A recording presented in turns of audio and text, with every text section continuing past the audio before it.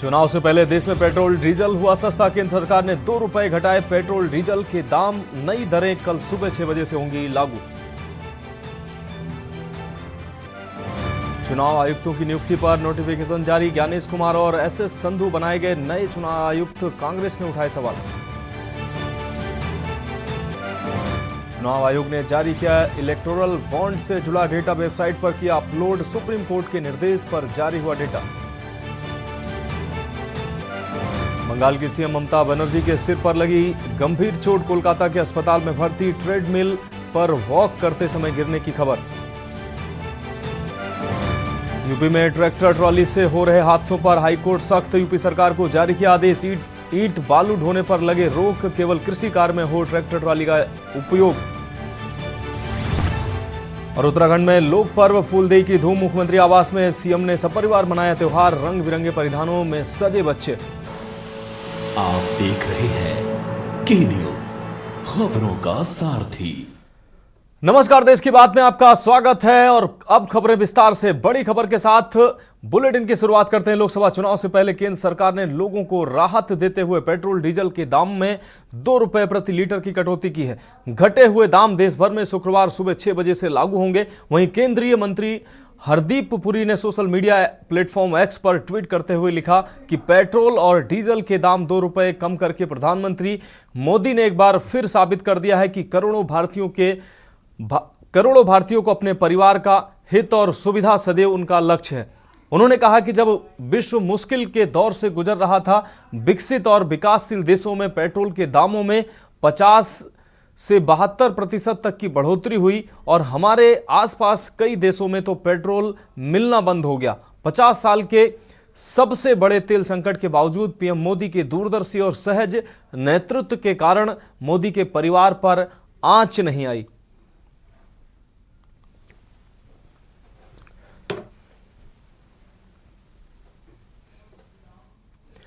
अब रुक करेंगे अगली खबर का। खबर दिल्ली से है, जहां लंबे सियासी हंगामे और हलचल के बीच चुनाव आयुक्तों की नियुक्ति को लेकर आधिकारिक जानकारी सामने आई है। कांग्रेस नेता अधीर रंजन चौधरी ने इस पद के लिए जिन 2 नामों की संभावना जताई थी, गुरुवार शाम को जारी नोटिफिकेशन में उन्हीं का नाम निकलकर सामने आया, यानी कि ज्ञानेश कुमार और सुखबीर सिंह संधू चुनाव आयुक्त बना दिए गए हैं। नियुक्ति को लेकर नोटिफिकेशन जारी किया गया है। आपको बता दें कि ज्ञानेश कुमार कुछ दिनों पहले ही सहकारिता मंत्रालय के पद से रिटायर हुए हैं। यहां ज्ञानेश मंत्रालय के गठन से पहले से लेकर अब तक का काम किया है। सहकारिता मंत्रालय गृह मंत्री अमित शाह के अंतर्गत आता है। इससे पहले ज्ञानेश कुमार गृह मंत्रालय में कश्मीर डिवीजन के ज्वाइंट सेक्रेटरी रहे हैं। उनके समय ही धारा 370 हटाई गई थी। अब बात करेंगे अगली अहम खबर की। खबर दिल्ली से है, जहां भारतीय स्टेट बैंक ने सुप्रीम कोर्ट की सख्ती के बाद इलेक्टोरल बॉन्ड का डेटा चुनाव आयोग को सौंप दिया था। अब चुनाव आयोग ने एसबीआई से इलेक्टोरल बॉन्ड से जुड़ी जानकारी अपनी वेबसाइट पर अपलोड कर दी है। चुनावी बॉन्ड मामले में सुप्रीम कोर्ट की संविधान पीठ कल सुनवाई करेगी। आपको बता दें, भारत के चुनाव आयोग ने सुप्रीम कोर्ट के समक्ष एक आवेदन दायर किया है। आवेदन में एससी द्वारा 11 मार्च को पारित आदेश में संशोधन की मांग की गई है। आवेदन में 11 मार्च के आदेश के ऑपरेटिव हिस्से में कुछ स्पष्टीकरण संशोधन की मांग की गई है। हालांकि क्या संशोधन की मांग की गई है, यह अभी तक पता नहीं चला है।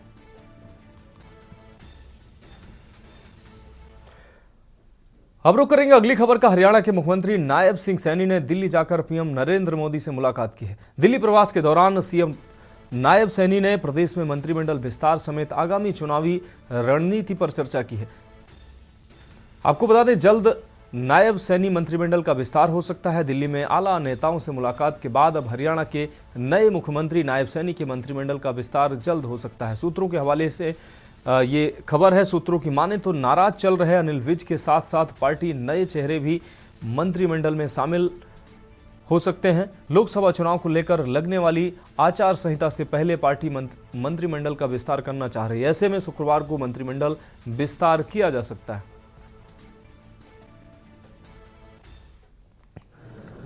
आज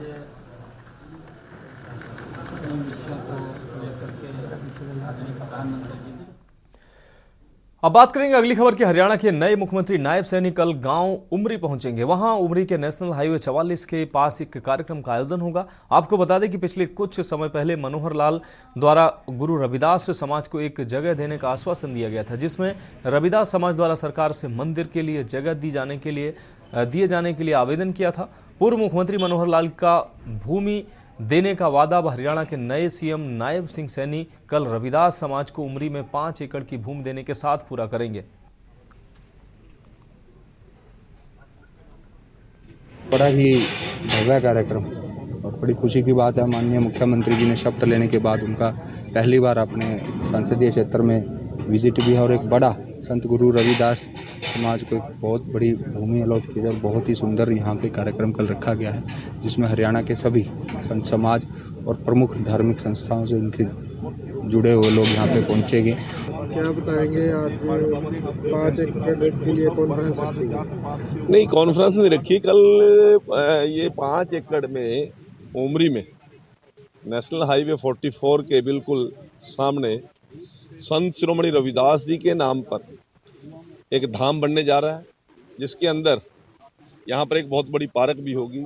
संत शिरोमणि रविदास जी महाराज का बहुत बड़ा एक दर्शनीय यहाँ पर पार्क बनेगा। क्या कहेंगे कल का कार्यक्रम? देखिए, मन चंगा करोती में गंगा, ये हमारे संत रविदास जी महाराज जी ने किस प्रकार से कहा।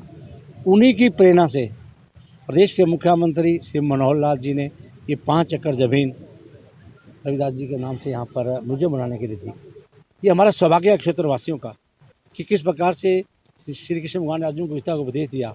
उन्हीं के मार्गदर्शन पर चलकर मुख्यमंत्री श्री मनोहर लाल जी ने के मार्गदर्शन में, और मैं कहूँगा आज चौधरी नायब सिंह सैनी जो हमारे प्रदेश के मुख्यमंत्री बने हैं, उन्हीं के मार्गदर्शन पे आज यहाँ पर इसका शिलान्यास होना है। बढ़ेंगे अगली खबर की ओर। हरियाणा की नायब सरकार की कैबिनेट में कंवरपाल गुर्जर को शामिल किए जाने पर उनके समर्थकों और जगाधरी विधानसभा में खुशी की लहर है। जैसे ही आज चंडीगढ़ से कैबिनेट मंत्री अपने जगाधरी आवास पर पहुंचे तो बड़े ही जोश के साथ ढोल नगाड़ों के साथ पुष्प वर्षा कर कैबिनेट मंत्री का जोरदार स्वागत किया गया। ढोल की थाप पर नाचते हुए समर्थकों ने कैबिनेट मंत्री पर पुष्प वर्षा भी की। देखिए, इसके लिए मैं माननीय मुख्यमंत्री जी का आभार व्यक्त करता हूं कि उन्होंने हमारे प्रति जो विश्वास व्यक्त किया। अब ये हम सब की जिम्मेदारी है कि पूरी मेहनत करके, पूरी लगन के साथ, जिस प्रकार से हमने पूर्व मुख्यमंत्री मनोहर लाल जी के नेतृत्व में काम किया, उसी प्रकार से हम नायब सिंह सैनी जी के नेतृत्व में पूरी लगन के साथ और मेहनत के साथ काम करेंगे और जनता की जो समस्या है उनका समाधान करने का पूरा प्रयास करेंगे। सर देखिए, इसके लिए मैं सभी कार्यकर्ताओं का आभार व्यक्त करता हूं, उनका धन्यवाद करता हूं कि उन्होंने बहुत जोरदार स्वागत किया यहाँ पर। इसके लिए उनका बहुत बहुत धन्यवाद। और जनता को मैं विश्वास दिलाना चाहता हूं कि जो नीतियां आदरणीय मनोहर लाल जी ने बनाई, निष्पक्षता के साथ काम करने की, और जिस प्रकार से पूर्व सरकारों के मुकाबले में बहुत तेज गति से विकास हुआ। अब बढ़ेंगे अगली खबर की ओर। नायब सरकार में कैबिनेट मंत्री के शपथ लेने के बाद अपने गृह क्षेत्र बावल पहुंचे कैबिनेट मंत्री का जोरदार स्वागत किया गया। आपको बता दें, स्वागत में समर्थकों ने फूलमाला और पुष्प गुच्छ भेंट किया, तो वहीं आतिशबाजी के साथ एक रोड शो का भी आयोजन किया गया। समर्थकों की भारी भीड़ देख कैबिनेट मंत्री गदगद नजर आए। डॉक्टर बनवाली लाल ने मीडिया से बातचीत के दौरान शीर्ष नेतृत्व का आभार व्यक्त किया। उन्होंने कहा कि प्रधानमंत्री नरेंद्र मोदी, गृह मंत्री अमित शाह, पूर्व मुख्यमंत्री मनोहर लाल, मुख्यमंत्री नायब सिंह सैनी व केंद्रीय मंत्री राव इंद्रजीत सिंह का आभार व्यक्त किया।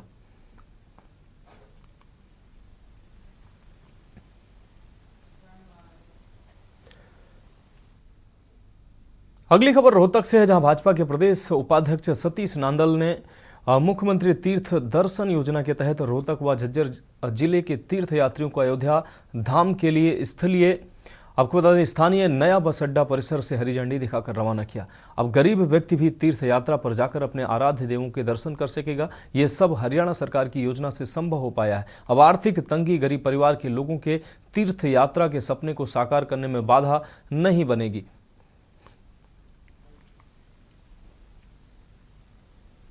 जो गवर्नमेंट की ये योजनाएं हैं, प्रधानमंत्री या सीएम के सहयोग से गरीब बुजुर्गों को भगवान के दर्शन करने के लिए हमें मौका मिला है। रोहतक बस स्टैंड से अयोध्या के लिए रवाना। गवर्नमेंट की बहुत अच्छी स्कीम है जी। वापसी आना जाना की।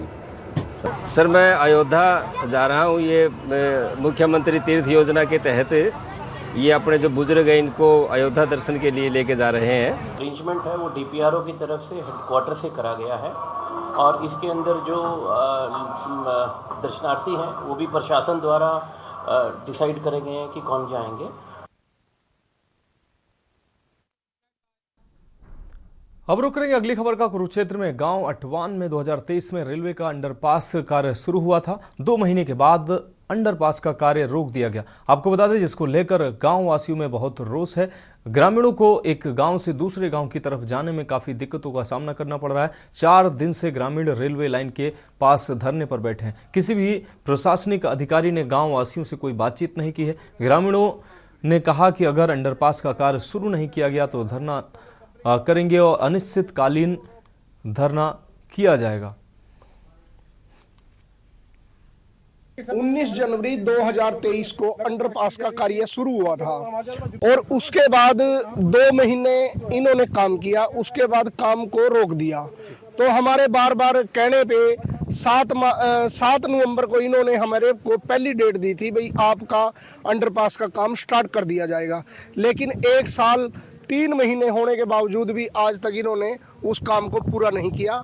उसके विरोध स्वरूप सारे गांव ने यहां पर रेलवे के खिलाफ अपना धरना लगाया हुआ है। अब बात करेंगे अगली खबर की। एक निजी स्कूल के द्वारा स्कूल परिसर में बनाई गई 14 दुकानों में बिजली चोरी की शिकायत मिलने पर मुख्यमंत्री उड़न दस्ते की टीम ने गुरुवार दोपहर को छापा मारा, जिसमें 10 दुकानों में से 4 दुकानों के सब मीटर को स्कूल के मीटर से सप्लाई दी जा रही थी, जबकि 6 दुकानों पर सब मीटर भी नहीं लगे थे। मौके पर जांच के लिए बिजली विभाग व निगम अधिकारियों को बुलाया गया। वहीं निगम अधिकारी नरेश कुमार ने बताया कि नोटिस के माध्यम से निजी स्कूल संचालक को इन बनाई गई दुकानों के नक्शे के बारे में जानकारी मांगी जाएगी। जांच के बाद ही आगामी कार्रवाई की जाएगी।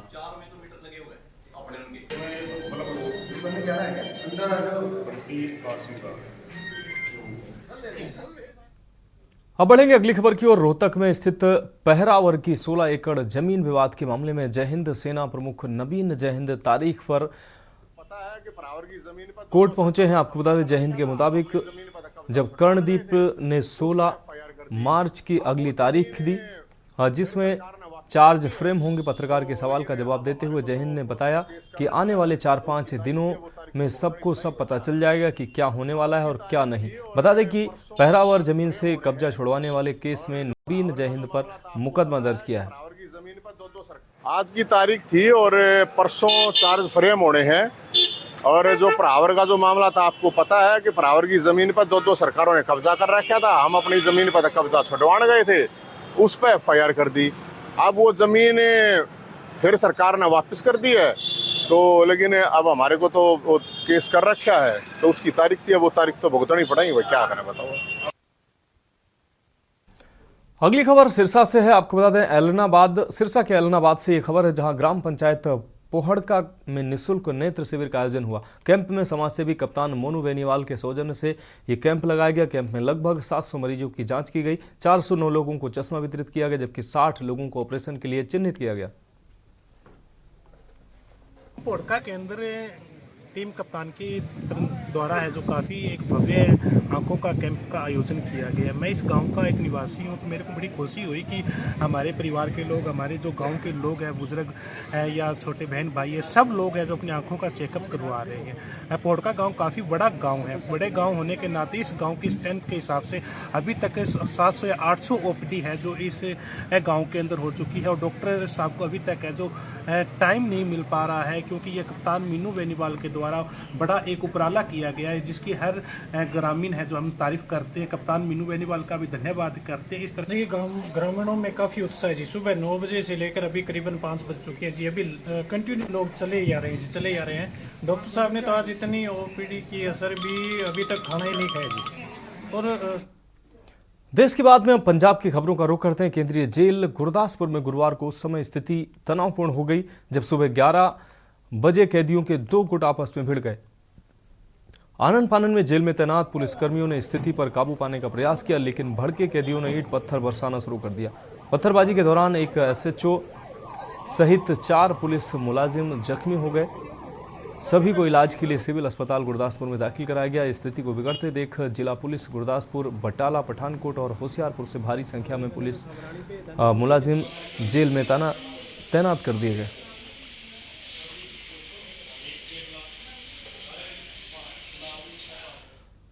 अगली खबर जीरकपुर से है, जहां पानी की किल्लत से जूझ रहे शहरवासियों को विधायक कुलजीत सिंह रंधावा ने राहत दी है। विधायक ने 7 ट्यूबवेलों का शिलान्यास किया है, जो 3,11,71,000 रुपए की लागत से बनेंगे। इस मौके पर विधायक रंधावा ने जनता की समस्याएं सुनी और प्रशासनिक अधिकारियों को उनके निस्तारण के निर्देश दिए।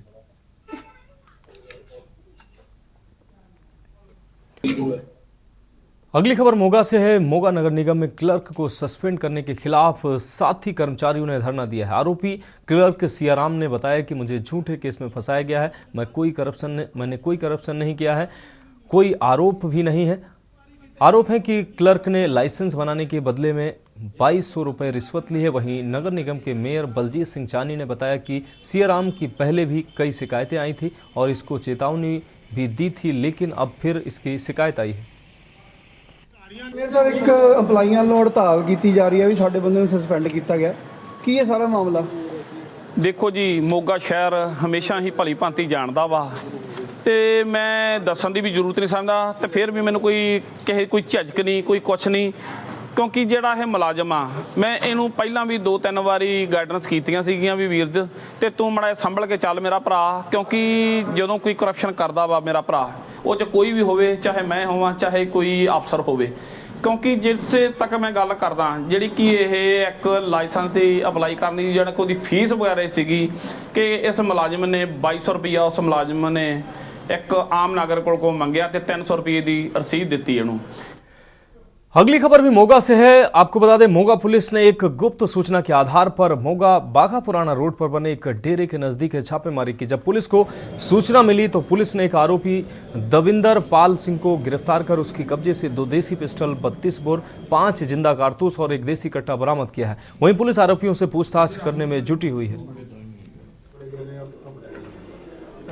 मोगा पुलिस वालों एक कार्रवाई करते हुए एक एक्यूज्ड गुरप्रीत सिंह और गोपी अरेस्ट किया गया है, जिहदे कोलों की 3 असले बरामद होए ने, जिहदे विच 2 32 बोर दे देसी पिस्टल हैगे ने ते एक 315 बोर का कट्टा है। इहदे विच जिहड़ा एक दविंदर पाल सिंह उर्फ गोपी लाहौरिया जिहड़ा कि कैनेडा बेस्ड सिस्टम के उपर दस्सिया जाता है, उहदे नाल इस बंदे का लिंक है और उन्हें इन्हें वैपन्स ये दवाए सीगे ਤੇ ਇਹਦੇ ਵਿੱਚ ਇਹ ਵੈਪਨ ਸਪੈਸੀਫਿਕਲੀ ਇੱਕ ਕਾਰਵਾਈ ਕਰਨ ਦੇ ਲਈ ਇਸਤੇਮਾਲ ਹੋਣਾ ਸੀ ਅੱਗੇ, ਉਸ ਤੋਂ ਪਹਿਲੇ ਹੀ ਇਹਨੂੰ ਅਰੈਸਟ ਕਰਕੇ ਇਹ ਚੀਜ਼ ਨੂੰ ਆਪਾਂ रोकने ਵਿੱਚ कामयाब हुए हैं। अब बात अगली खबर की करेंगे। मोगा पुलिस ने 3 नशा तस्करों को गिरफ्तार किया है। आरोपियों के पास से 5 किलो 500 ग्राम हेरोइन और कार भी बरामद हुई है। आरोपियों की पहचान मोगा निवासी जसप्रीत सिंह जस्सा और सुखचैन सिंह और धर्मप्रीत सिंह के रूप में हुई है। पुलिस के मुताबिक एक साथी अभी गिरफ्त से बाहर है, उसकी तलाश की जा रही है।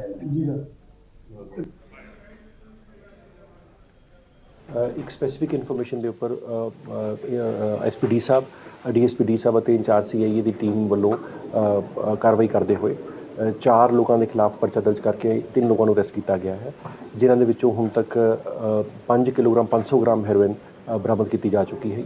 इन्हों की कंसाइनमेंट बैकवर्ड लिंकेज जो वर्कआउट हुई है तो राजा सांसी के एरिया के विचों इन्होंने कंसाइनमेंट मिली सी। तो देश की बात में वक्त एक ब्रेक का है और ब्रेक के बाद छत्तीसगढ़ की खबरों का रुख करेंगे। आप देख रहे हैं के न्यूज, खबरों का सारथी। ब्रेक के बाद एक बार फिर से आपका स्वागत है। अब रुख करते हैं छत्तीसगढ़ की खबरों का। बलौदा बाजार से हम खबर सामने आ रही है। DFO पर लगा है कमीशनखोरी का आरोप। आपको बता दें, भुगतान जारी करने के बदले मांगा 20% पैसा। PCCF ने 15 दिनों में जांच करने के आदेश दिए हैं। तालाब निर्माण कार्य की भुगतान राशि का यह मामला था। PCCF ने 15 दिनों में जांच के निर्देश दिए हैं। तालाब निर्माण कार्य की भुगतान राशि का यह मामला। बलौदा बाजार से यह खबर। DFO पर लगा कमीशनखोरी का आरोप। इस वक्त ये अहम खबर। भुगतान जारी करने के बदले 20% पैसा मांगा है।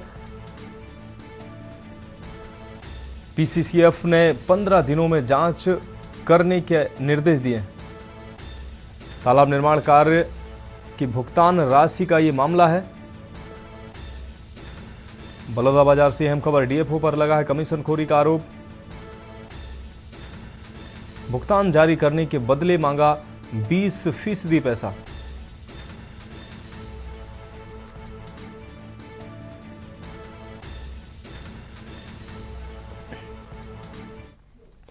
अब अगली अहम खबर की बात करते हैं। बीजापुर से अगली अहम खबर है, कुख्यात माओवादी डीबी सीएम सुधाकर गिरफ्तार हुआ है। आपको बता दें, डीबी सीएम सुधाकर पर 8 लाख रुपए का इनाम था। गुंडम पूर्वती के मध्य जंगल से पकड़ा गया है। हत्या, अपहरण, लूट, बलवा में वांछित था। विभिन्न थानों में 108 से ज्यादा मामले दर्ज हैं। आपको बता दें, 1996 में थाना Tarlaguda DRG cobra Basaguda police की संयुक्त कार्रवाई हुई है। तो कुख्यात माओवादी डीबी सीएम सुधाकर गिरफ्तार हुआ है।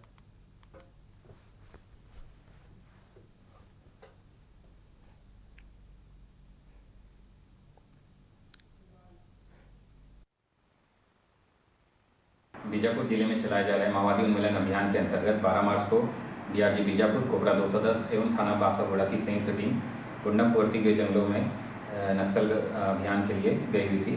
नक्सल अभियान के दौरान पूर्वती के जंगलों से कुख्यात माओवादी डीबीसीएम सुधाकर उर्फ मल्लेश उर्फ हिडमा उर्फ उंडम को गिरफ्तार किया गया है। सुधाकर के विरुद्ध छत्तीसगढ़ शासन द्वारा 8 लाख का इनाम भी घोषित किया गया है।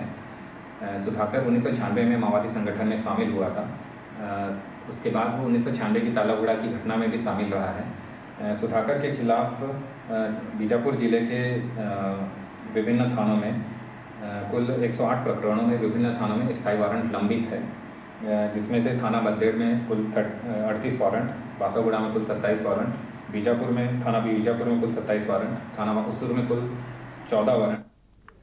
अगली खबर अंबिकापुर से है, जहां नगर निगम की वर्तमान कार्यकारिणी ने एमआईसी की बैठक में अपने कार्यकाल का अंतिम प्रस्तावित बजट पेश किया है।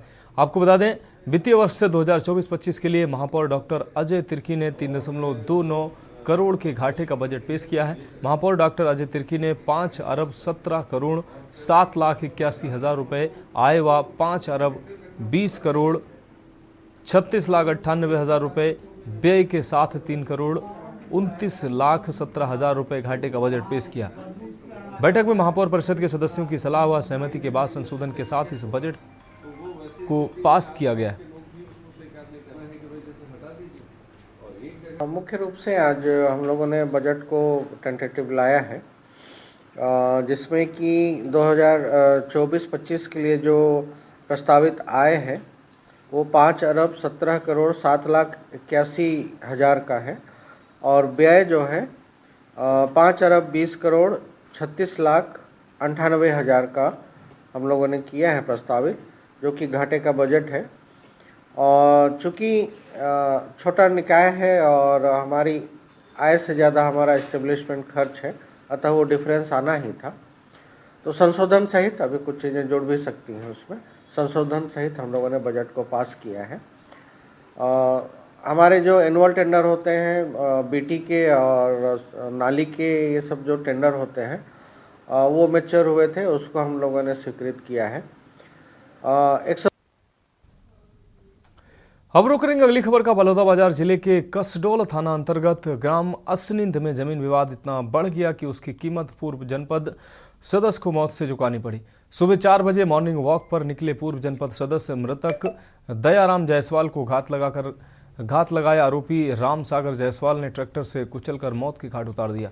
आरोपी ने मृतक के ऊपर 4 से 5 बार ट्रैक्टर को रिवर्स करके चढ़ाया और ट्रैक्टर को चुपचाप आरोपी ने घर में लाकर खड़ा कर दिया। मृतक के घर वालों का कहना है कि इससे पहले भी कई बार कसडोल थाने में शिकायत की थी, लेकिन पुलिस द्वारा मामले पर किसी तरह का कोई संज्ञान नहीं लिया गया। मतलब ट्रैक्टर ल धरे और चल दे डोंगरा चलवा जानथा में चलाए, पूरा नहीं सीखे हैं। आज कसमों करके है करना है कह के आज प्रातः जानकारी प्राप्त हुई कि ग्राम असनीन के खेत के किनारे एक व्यक्ति का शव पड़ा हुआ है, जो मतलब किसी गाड़ी से कुचला हुआ प्रतीत हो रहा है, जिस पर से स्टाफ के साथ तत्काल मौके पर पहुंची और घटनास्थल का अवलोकन किया गया। घटनास्थल के अवलोकन से ये प्रतीत हुआ कि इसको किसी के द्वारा गाड़ी चलाकर मारा गया है। अब बढ़ेंगे अगली खबर की ओर। पाकुड़ पुलिस ने बड़ी कार्रवाई करते हुए 36 लाख रुपए की अवैध लॉटरी के साथ एक लॉटरी तस्कर को गिरफ्तार किया। यह कार्रवाई नगर थाना क्षेत्र के हारिण डांगा बाजार के अजमेरी टोला में किया गया है। गुप्त सूचना के आधार पर यह बड़ी कार्रवाई की गई। इस कार्रवाई से लॉटरी माफियाओं में हड़कंप मचा हुआ है।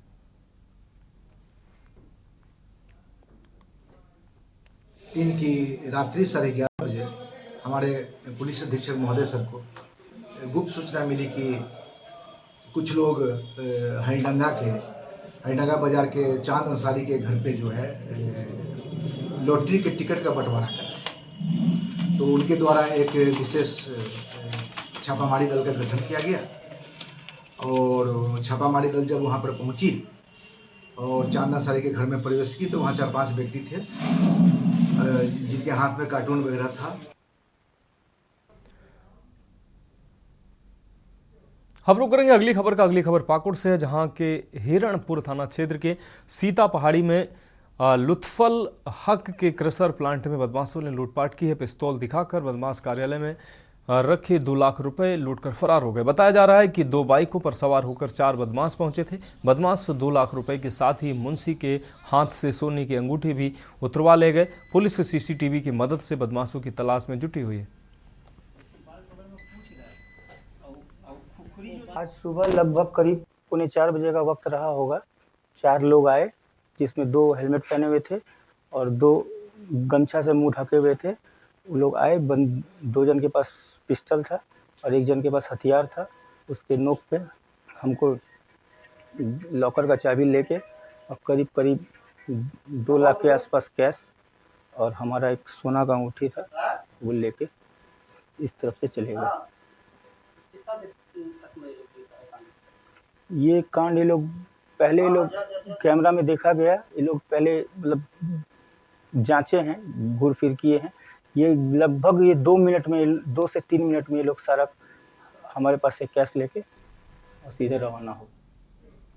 देश की बात में अब राजस्थान की खबरों का रुख करते हैं। खबर राय सिंह नगर से है, जहां पर अनुगढ़ डीएम अवधेश मीणा ने ब्लॉक स्तरीय जनसुनवाई कार्यक्रम में समस्याओं का निस्तारण किया है।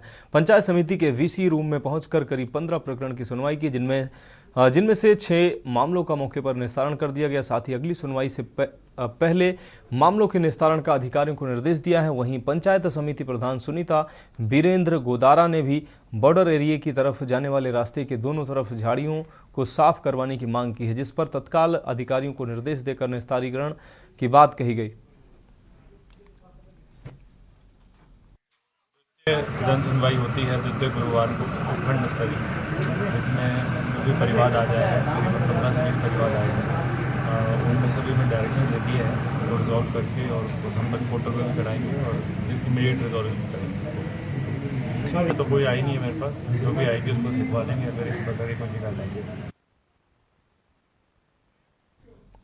तो देश की बात में वक्त एक और ब्रेक का है और ब्रेक के बाद उत्तर प्रदेश की खबरों का रुख करेंगे। आप देख रहे हैं के न्यूज, खबरों का सारथी। ब्रेक के बाद देश की बात में एक बार फिर से आपका स्वागत है। अब रुख करते हैं उत्तर प्रदेश की खबरों का। लखनऊ से अहम खबर सामने आ रही है। समाज कल्याण मंत्री असीम अरुण ने कार्रवाई की है। समाज कल्याण मंत्री ने बाबू को निलंबित किया है। हमीरपुर में रेप पीड़िता के परिवार से मांगी थी रिश्वत। परिवार से सहायता राशि के लिए बाबू ने मांगी थी रिश्वत। भ्रष्टाचार के खिलाफ समाज कल्याण मंत्री ने कार्रवाई की है। वरिष्ठ सहायक तुषार ने परिवार से 50,000 रुपए मांगे थे। तो यह अहम खबर आपको दिखा रहे हैं। लखनऊ से समाज कल्याण मंत्री असीम अरुण ने यह कार्रवाई की है। समाज कल्याण मंत्री ने बाबू को निलंबित किया है। रिश्वत के मामले में बाबू को निलंबित किया गया है। हमीरपुर में रेप पीड़िता के परिवार से मांगी गई थी रिश्वत। परिवार से सहायता राशि के लिए बाबू ने मांगी थी रिश्वत। हमीरपुर में रेप पीड़िता के परिवार से बाबू ने रिश्वत मांगा था, जिसके बाद मंत्री ने यह कार्रवाई की है। परिवार से सहायता राशि के लिए बाबू ने रिश्वत मांगी थी। रिश्वत मांगने के आरोप में रिश्वत मांगने की वजह से मंत्री ने निलंबित किया है। अब रुक करेंगे अगली खबर का। लखनऊ से अगली अहम खबर है, योगी सरकार में दंगाइयों की खैर नहीं है, अब अपराधियों पर तुरंत कार्रवाई होगी। आपको बता दें 41 दंगा नियंत्रक वाहन खरीदने के निर्देश दिए हैं। सीएम योगी आदित्यनाथ ने आदेश दिया है। वाहनों के लिए 9.04 करोड़ धनराशि स्वीकृत की गई है। 31 मार्च तक 41 दंगा नियंत्रक वाहन खरीदे जाएंगे। तो लखनऊ से इस वक्त की अहम खबर आपको दिखा रहे सीएम योगी आदित्यनाथ ने निर्देशित किया है 41 दंगा नियंत्रण वाहन खरीदने के निर्देश दिए गए हैं। सीएम योगी ने निर्देश दिया है, आपको बता दें वाहनों के लिए 9 करोड़ की राशि भी स्वीकृत की गई है। 31 मार्च तक 41 दंगा नियंत्रक वाहन खरीदे जाएंगे। तो लखनऊ से इस वक्त की अहम खबर आपको दिखा रहे हैं, योगी सरकार में दंगाइयों की अब खैर नहीं, अब अपराधियों पर तुरंत कार्रवाई की तैयारी में है सरकार। आपको बता दें 41 दंगा नियंत्रण वाहन खरीदने के निर्देश मुख्यमंत्री ने दिए हैं। इसके लिए 9 करोड़ की राशि भी स्वीकृत कर दी गई है। सीएम योगी ने निर्देशित किया है 31 मार्च से पहले ये 41 दंगा नियंत्रण वाहन खरीदे जाएंगे। तो उत्तर प्रदेश में दंगा करने वालों की अब खैर नहीं होगी। मुख्यमंत्री ने इसकी तैयारी करने के लिए 31 मार्च तक 41 दंगा नियंत्रण वाहन खरीदे जाएंगे। तो लखनऊ से अहम खबर आपको दिखा रहे हैं, योगी सरकार में दंगाइयों की अब खैर नहीं। अब बात करते हैं अगली खबर की। पंचायती राज एवं अल्पसंख्यक कल्याण, मुस्लिम वक्फ और हज मंत्री ओम प्रकाश राजभर ने पदभार ग्रहण कर लिया है। मंत्री ने अधिकारियों के साथ बैठक कर विभागीय कार्यक्रमों व योजनाओं की प्रगति के संबंध में चर्चा की है। इस दौरान विभागीय अधिकारियों को योजनाओं का लाभ पात्रों तक पहुंचाने के निर्देश दिए हैं। साथ ही कहा कि विभागीय योजनाओं के लक्ष्य को पूरा करने का हर संभव प्रयास किया जाए। इसके अलावा योजनाओं के प्रगति के संबंध में नियमित मॉनिटरिंग भी की जाए। साथ ही कोई भी पात्र लाभार्थी योजना के लाभ से वंचित न रहे।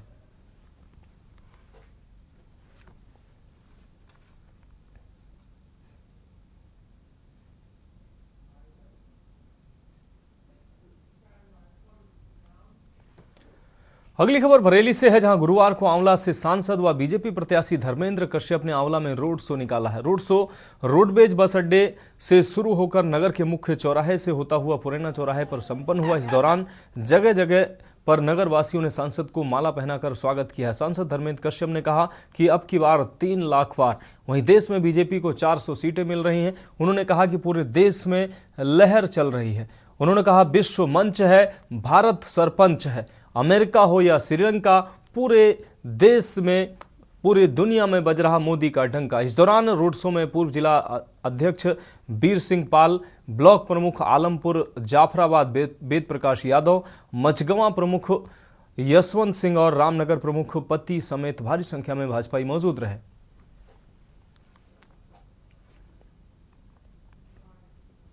और पर जो हमने नारा दिया था अब की बार 3 लाख पार, 3 लाख पार हो रहा है, 400 पार।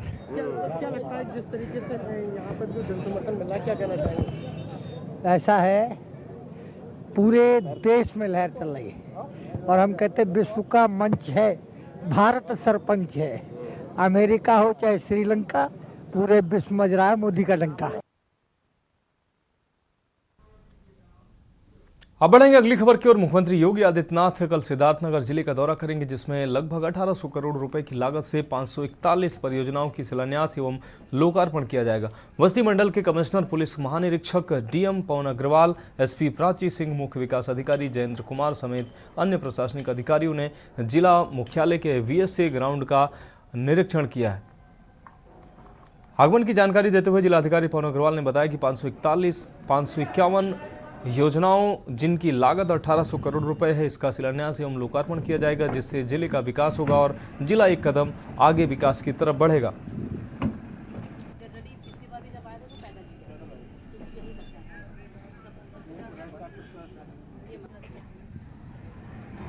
माननीय मुख्यमंत्री जी का आगमन प्रस्तावित है, जिसमें विभिन्न लोक कल्याणकारी योजनाओं को लोकार्पण शिलान्यास माननीय मुख्यमंत्री जी के कार्यक्रमों द्वारा किए गए हैं। 551 परियोजनाएँ कुल हैं, जिनमें कुल लागत लगभग 1800 करोड़ के आसपास है। इससे जनपद को विकास की यात्रा को और आगे बढ़ने में बहुत बड़ी सहायता मिलेगी। और इसके अतिरिक्त कुछ लाभार्थियों को माननीय मुख्यमंत्री जी द्वारा मकान की चाबी या प्रमाण पत्र वगैरह वितरण किया। अब बढ़ेंगे अगली खबर की ओर। निष्पक्ष एवं शांतिपूर्ण लोकसभा चुनाव संपन्न कराने हेतु किसी भी वक्त चुनाव आयोग आदर्श आचार संहिता लागू कर सकता है, जिसको लेकर फर्रुखाबाद के जिला प्रशासन ने व्यापक स्तर पर तैयारियां शुरू कर दी हैं। इस बार लोकसभा चुनाव 2024 के लिए लगभग 367 बसों एवं पुलिस हेतु वाहनों को छोड़कर 306 हल्के वाहनों का इस्तेमाल किया जाएगा। आदर्श आचार संहिता लागू होते ही वाहनों के अधिग्रहण करने की कार्रवाई शुरू कर दी जाएगी। उक्त जानकारी देते हुए आरटीओ प्रशासन ब्रजेंद्र नाथ चौधरी ने बताया कि आगामी लोकसभा चुनाव संपन्न कराने के लिए परिवहन विभाग फर्रुखाबाद द्वारा अपनी तैयारियां पूरी कर ली गई हैं।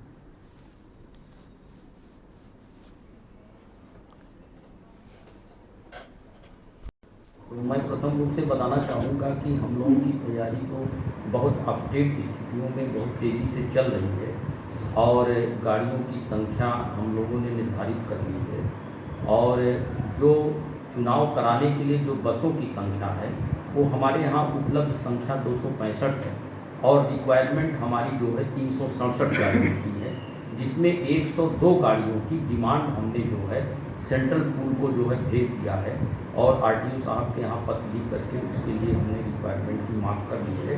और लाइट मोटर व्हीकल जो है वो हमारे यहाँ 1065 हैं, जिनको आचार संहिता लगने के बाद चुनाव की डेट निर्धारित होने के बाद हम उनको रिक्विजिशन भेजेंगे।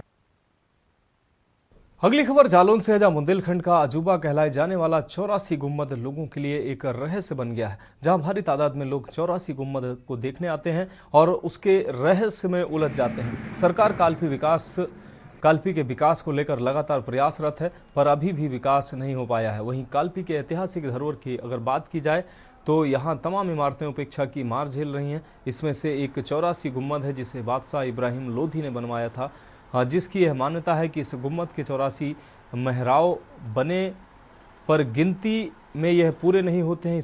इसी रहस्य को जानने को लोग यहाँ पर आते हैं और लोगों का सदैव जमावड़ा बना रहता है।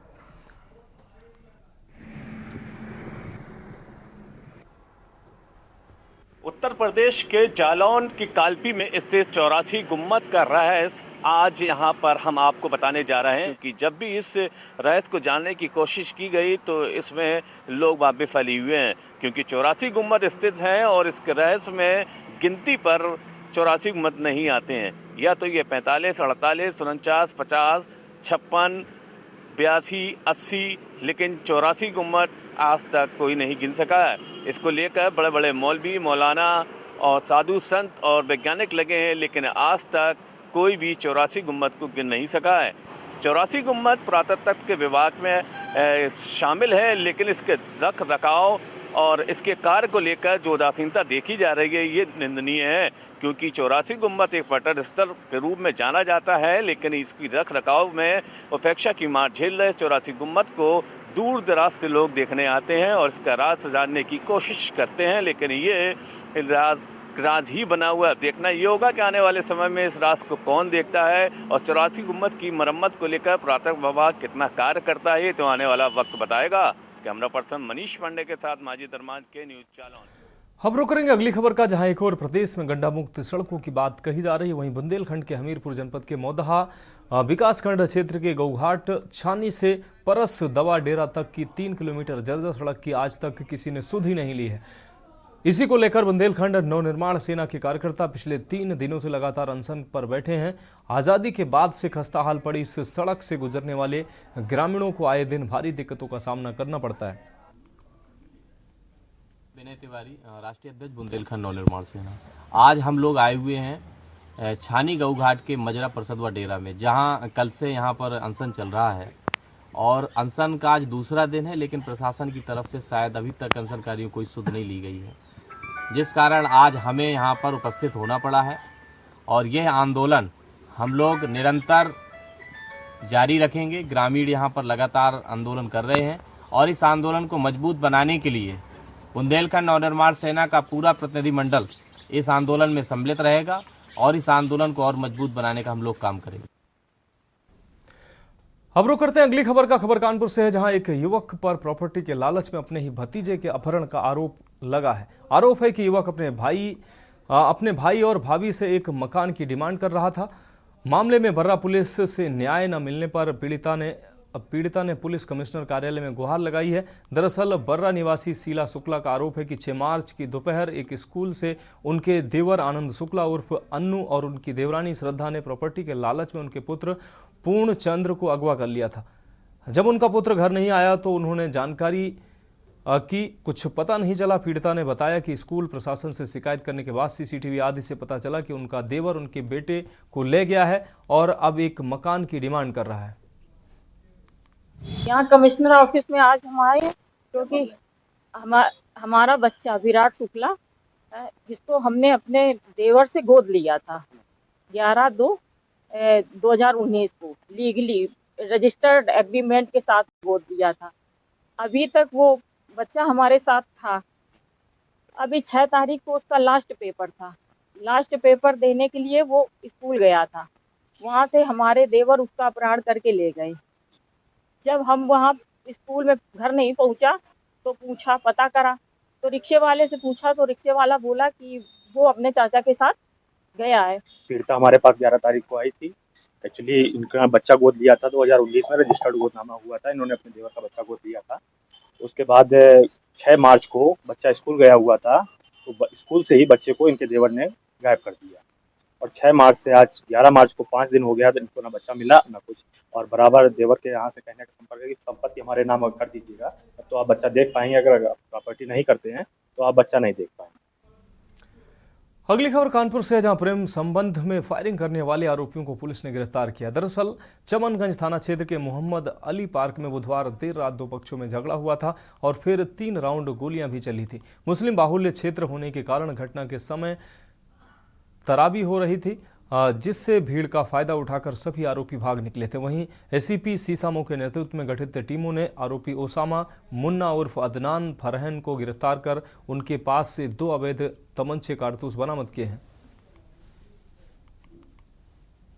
स्टेशन चमनगंज अंतर्गत मोहम्मद अली पार्क में रात्रि में कुछ अज्ञात व्यक्तियों ने आपस में गोली चलाया था। इसकी सूचना जैसे ही पुलिस को प्राप्त हुई और पुलिस वहां मौके पे मौजूद थी, तत्काल कार्रवाई हेतु तत्पर हुई और मौके से अभियुक्त गण फरार करके भाग गए। इस संबंध में पुलिस स्टेशन चमनगंज में सुसंगत धाराओं में अभियोग पंजीकृत हुआ। केस के अनावरण हेतु एसीपी मैडम सीसा मऊ के नेतृत्व में एक टीम का गठन हुआ। उस टीम ने 3 अभियुक्तों को सीसीटीवी फुटेज के आधार पर और अन्य साक्ष्य संकलित करते हुए गिरफ्तार किया है। अगली खबर कानपुर से, जहां उत्तर प्रदेश संयुक्त वाहन संघ चालक कार्यालय में बैठक की गई, जिसमें विभिन्न समस्याओं को लेकर चर्चा की गई। बताया कि नगर निगम में 11 कर्मचारी सेवानिवृत्त हुए हैं, लेकिन केवल एक ही कर्मचारी को सम्मान व आदर सहित उनका विदाई समारोह हुआ है। चेक प्रदान करके सेवानिवृत्त किया गया है, लेकिन अन्य कर्मचारियों को हीन भावना से देखा गया है, जो कि सरासर नाइंसाफी है। इसके साथ ही सफाई कर्मचारी को भी हीन भावना से देखा जाता है। अगर देखा जाए तो कई मीडिया रिपोर्ट के अनुसार प्रधानमंत्री ने सफाई कर्मचारियों का सम्मान किया है, लेकिन नगर निगम उनके साथ दोहरा रवैया अपना रहा है।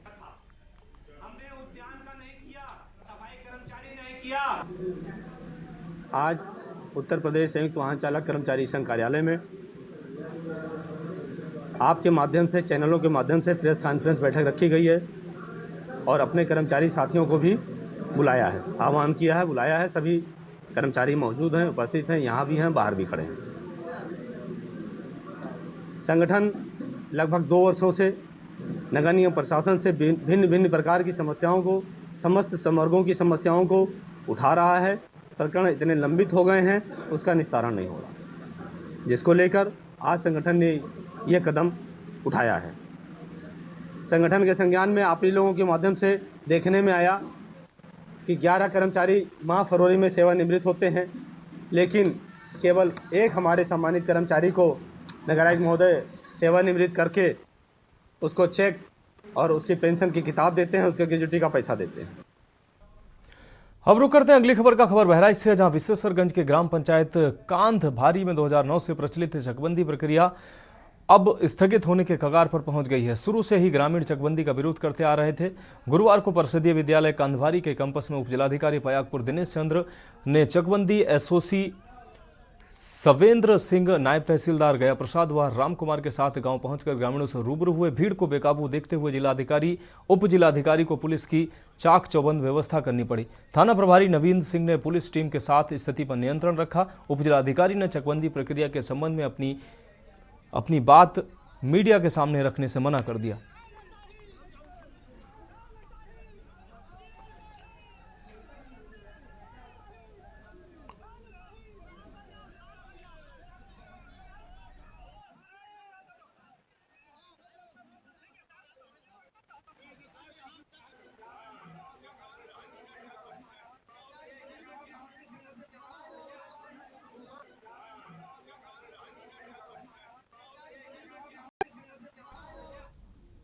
अब रुक करते हैं अगली खबर का। सरकारी सस्ते गल्ले की दुकानों पर अब कोटेदार घटतोली नहीं कर पाएंगे। शासन ने इसके लिए ई पास मशीनें भेजी हैं, लेकिन पीलीभीत में कोटेदारों ने गल्ला बांटने से हाथ खड़े कर दिए हैं और तर्क ये दिया है कि राशन की दुकान पर दंगा फसाद हो सकता है। कोटेदारों का कहना है कि एक राशन कार्ड धारक को इस मशीन के जरिए 20 से 25 मिनट लगते हैं। ऐसे में एक माह में राशन नहीं बंट पाएगा। इसके बाद डीएसओ विकास शर्मा ने कोटेदारों से सख्ती से इन्हीं मशीनों से राशन बांटने के निर्देश दिए हैं। ऐसी कोई बात नहीं है, ये बात जरूर है कि नई मशीनें आई हैं। मशीनें और ई पॉस मशीन और ई कांटे की ट्रेनिंग करा दी गई है सभी लोगों को। पुनः मेरे संज्ञान में भी आया है कि कुछ लोग पूरी तरह से बात समझ नहीं पाए थे, तो उस संदर्भ में आज पुनः उनकी ट्रेनिंग कराई जा रही है ई पॉस मशीन और कांटे के संबंध में। हाँ, ये जरूर है कि इस बार 4 अनाजों का वितरण होना है, गेहूं, चावल, चीनी और बाजरा। वेइंग मशीन जो हमें गवर्नमेंट ने अवेलेबल कराई है, उससे संबंधित प्रॉब्लम आ रही है बहुत ज़्यादा वितरण में, क्योंकि हम लोगों की मशीनें सही तरह से काम नहीं कर रही हैं। एक तो ना ही काटा काम कर रहा है और एक कार्ड चढ़ाने में हमें 15 से 20 मिनट लग रहे हैं, जिसको लेकर हम लोग सब परेशान हैं। कार्ड वाला हम लोगों को गाली देकर जा। अब हम बात कर रहे हैं अगली अहम खबर की। 2 स्वतंत्रता सेनानी शर्मा भाइयों की। 6 अप्रैल 1930 को महात्मा गांधी ने दांडी में मुट्ठी भर नमक उठाकर ब्रिटिश सरकार के खिलाफ बिगुल बचाया था।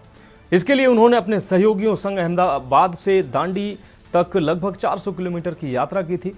भारत में अंग्रेजों की पकड़ को विचलित करने वाला यह एक सर्वाधिक सफल आंदोलन था, जिसमें अंग्रेजों ने 80,000 से अधिक लोगों को जेल भेजा था। सत्याग्रह आंदोलन में जौनपुर के इटहा गांव निवासी पंडित शिववरण शर्मा ने भी गांधी जी के विशेष सहयोगियों में ये शामिल थे, जो इन तस्वीरों में साफ तौर से देखे जा सकते हैं। आपको बता दें, पंडित शिववरण शर्मा ने आंदोलन के दौरान ही सहयोगियों के साथ मिलकर जौनपुर कलेक्टर के ऑफिस में लगा ब्रिटिश सरकार का झंडा उतारकर भारत का तिरंगा लहरा दिया था, जिससे गुस्साई ब्रिटिश सरकार ने आंदोलनकारियों पर गोलियां बरसाई थी, जिसमें कई लोग शहीद भी हुए थे।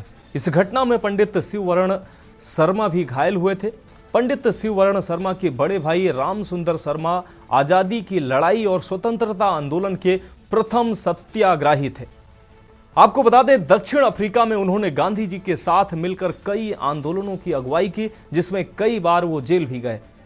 वहां से साजिश कर ब्रिटिश सरकार उन्हें भारत लेके आई थी। पंडित शिववरण शर्मा ने देश सेवा करते हुए 1962 में अंतिम सांस ली।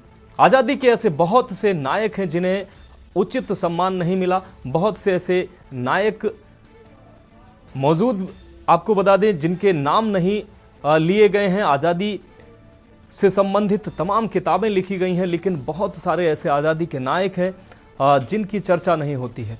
पंडित शिववरण शर्मा के बलिदान को देश सदैव याद रखेगा और उनकी देश को जो उन्होंने योगदान दिया है आज़ादी दिलाने में, और तो देश की आज़ादी दिलाने में जो देश में उन्होंने अपना योगदान दिया है, उसके लिए देश सदैव उनका ऋणी भी रहेगा।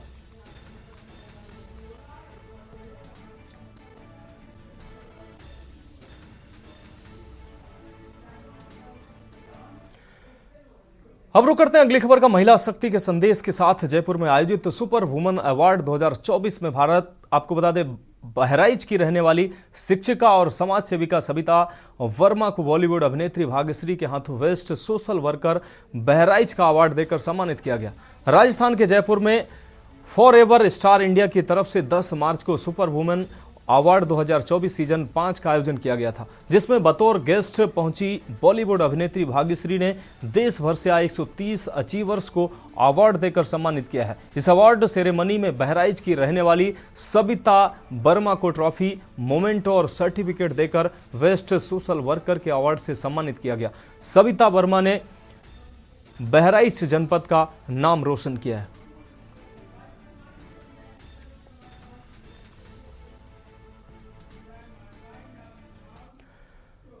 तो देश की बात में अभी के लिए मेरे साथ इतना ही। मुझे दीजिए इजाजत और आप देखते रहिए के न्यूज इंडिया। आप देख रहे हैं के न्यूज, खबरों का सारथी।